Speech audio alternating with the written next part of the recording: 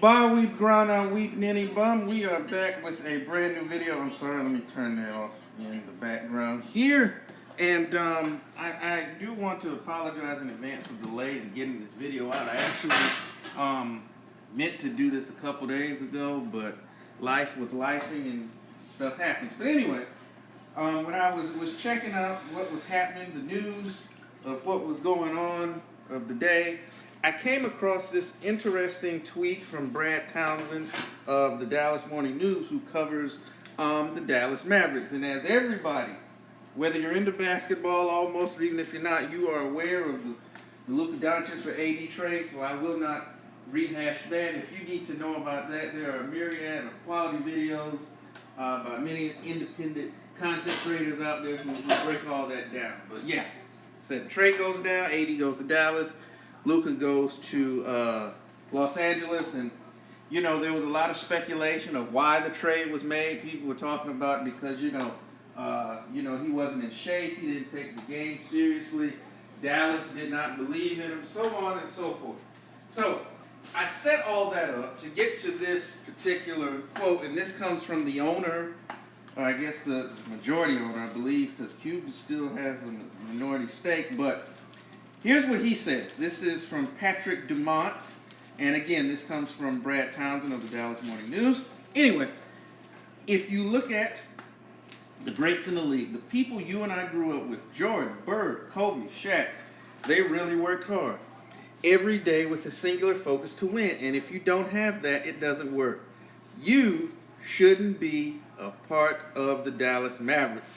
Again, that quote is from Patrick Dumont, and that is courtesy of Brad Townsend, who covers the Mavericks for the Dallas Morning News. So let's just jump right into, when I first heard this, I said, I had a lot of different thoughts. First of all, here's the thing. I thought it's kind of, whether a player or a coach does it, I think it's somewhat classless to kind of throw shots on your way out, because you decided you know he wasn't going to be in your future plans moving forward. For whatever reason, you decide to make the deal, to pull the trigger on it. Brother Nico, I really hope that works out for you. You make the deal. All right, fine.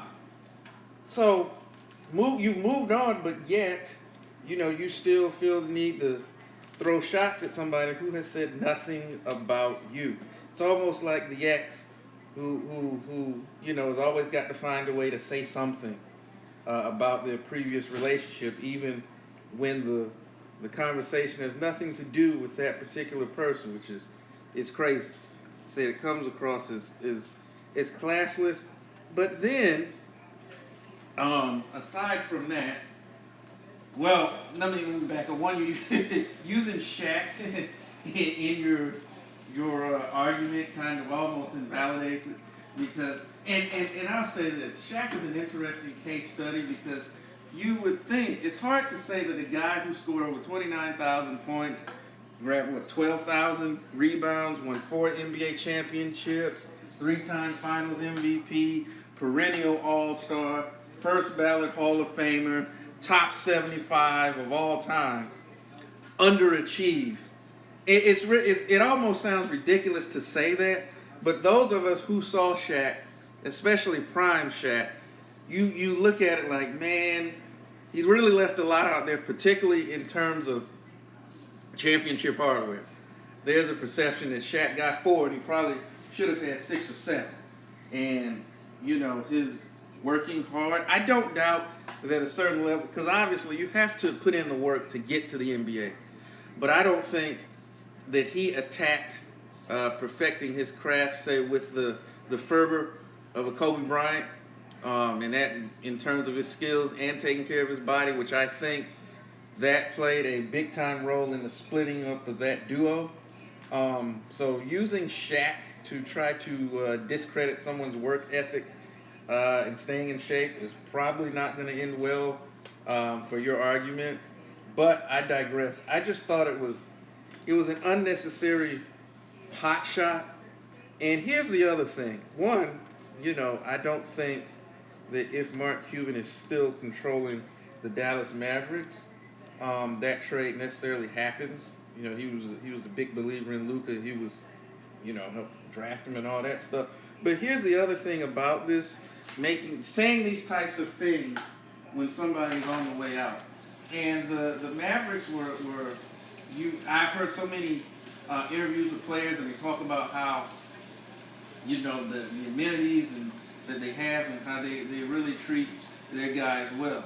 And when you say things like this of a player on the way out, you don't think other guys around the league are going to see that? You don't think that potentially, a potential free agent, would see this, and then they might say to themselves, well, dang, if he's saying this about a guy in Luka who was a franchise player, a franchise cornerstone, their best player, took them to the NBA Finals in terms of helping to turn that franchise around. If he's saying that thing about dude, what would he say about me when my time is there? Is that really an organization that I want to go and give my blood, sweat, and tears to? And you may find that you may have a lot more difficult time attracting free agents or players wanting to come and play with you because they may think, rightly or wrongly, perceive that you don't treat your guys in the right manner.